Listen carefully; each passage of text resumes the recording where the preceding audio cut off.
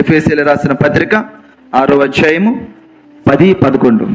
ఇక్కడ ప్రభు మాట్లాడుతున్నాడు.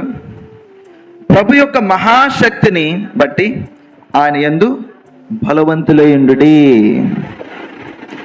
First of all మనం బలవంతులుగా ఉండాలి. అంటే ఆత్మలో ఎలా బలవంతం? శరీర సంబంధమైన కాదు.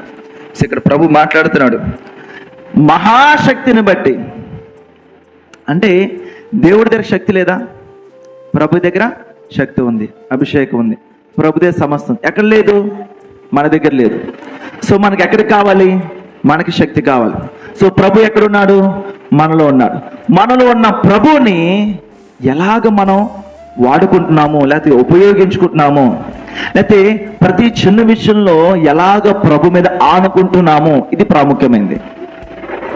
సో మనం దేని విషయం అయితే ఆనుకుంటామో దాని విషయంలో ప్రభు ఏం చేస్తాడో కార్యం జరిగిస్తారు, అద్భుతం చేస్తారు. సో కాబట్టి మనం సరిగ్గా ఆనుకుంటున్నామా లేదా అన్న విషయాన్ని మనం ఏం చేయాలి? తెలుసుకోవాలి. ఇక్కడ పౌలు భక్తుడు ఎఫెసీ సంఘానికి ఈ మాట రాస్తున్నాడు. వాళ్ళు బలవంతులే ఉండాలంట. ప్రభు యొక్క మహాశక్తిని బట్టి ఆయన యందు బలవంతులు. ఎక్కడ ఉండాలి? ఆయన యందు. ఎక్కడ బలవంతులు ఉండగలం? ఆయన యందు మాత్రమే. అంటే మనం క్రీస్తులో ఉన్నంత వరకు, క్రీస్తులో నిలిచి ఉన్నంత వరకు, అంటే దాని అర్థం ఏంటంటే మన విశ్వాసాన్ని జాగ్రత్తగా కాపాడుకునే ప్రయత్నం చేసేంత వరకు కూడా మనం చేయించినట్టే. ప్రయత్నం మనది. ప్రభు కార్యం చేసేసాడు. ఒక విషయాన్ని మనం గుర్తుపెట్టుకోవాలి. ప్రభు అద్భుతం చేసేసాడు. ఆయన సమాప్తమైన చెప్పేశాడు. నేను జయించాను, మీరు కూడా జయించేస్తారని ఆయన చెప్పేశాడు.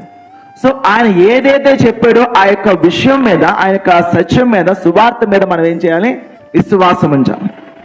ఎప్పుడైతే ఆయన చెప్పిన సత్యము మీద మనం విశ్వాసం ఉంచుతామో, కొన్ని చోట్ల సిన్ కాన్షియస్నెస్ అంటారు.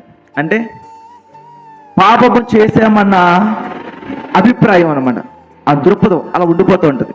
నో, అలా ఉండకూడదు, అలా ఉండకూడదు. ఎందుకంటే ప్రభు సెలవిస్తున్నాడు, మీ అతిక్రమ క్రియలను ఎన్నడూ జ్ఞాపకం చేసుకోను అన్నాడు. సో ప్రభు మర్చిపోయాడు అని అనుకుంటే మరి మనం ఎందుకు గుర్తు చేసుకుంటున్నాం? మన విషయమై ప్రభు ఏమంటున్నాడు? మీ జరిగిపోయిన క్రియలన్నీ నేను మర్చిపోయాను. ఎప్పటి వరకు?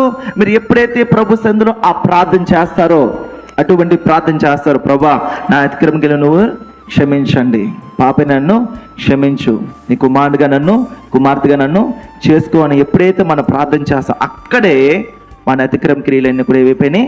క్షమించబడ్డాయి. అంటే ప్రభు ఇంకా శుభ్రం చేశాడంతే. ఆయన రక్తం చేత శుభ్రంగా నీట్గా కడిగేశాడంతే. ఇంకా కనిపించవు. మరి ఎందుకు వినిపిస్తున్నాయి? కానీ వినిపిస్తున్నాయి. ఎందుకు వినిపిస్తున్నాయి అంటే పరిశుద్ధతని ప్రభు గుర్తు చేస్తాడు, పాపాన్ని అపవాది గుర్తు చేస్తాడు. ఇంకా అర్థమవుతుందా? మంచి విషయాలు ప్రభు గుర్తు చేస్తాడు. ఎందుకు? మంచి చేయడానికి. మీ జీవితంలోనూ నా జీవితంలో ఎక్కడో చోట ఏదో ఒక రకంగా మంచి గుర్తు చేస్తున్నాడు. దేనికి? మంచి చేయడానికి. ఇప్పుడు చెడు విషయాలు గుర్తు వస్తున్నాయి. ఎవరు గుర్తు చేస్తున్నారు? అపవాది గుర్తు చేస్తారు. ఎందుకు? మళ్ళా చెడు చేయడానికి.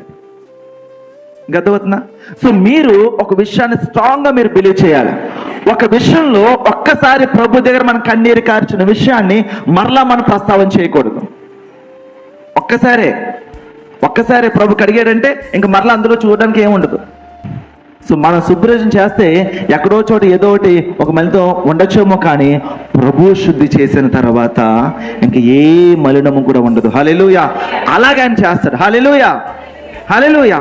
సో మన ఆత్మీయ జీవితం, విజయవంతమైన ఆత్మీయ జీవితాన్ని కొనసాగించుకునే విషయంలో మనం చేయాల్సింది ఏంటి? జరిగిన దేనిని కూడా మీరు గుర్తుపెట్టుకోకూడదు.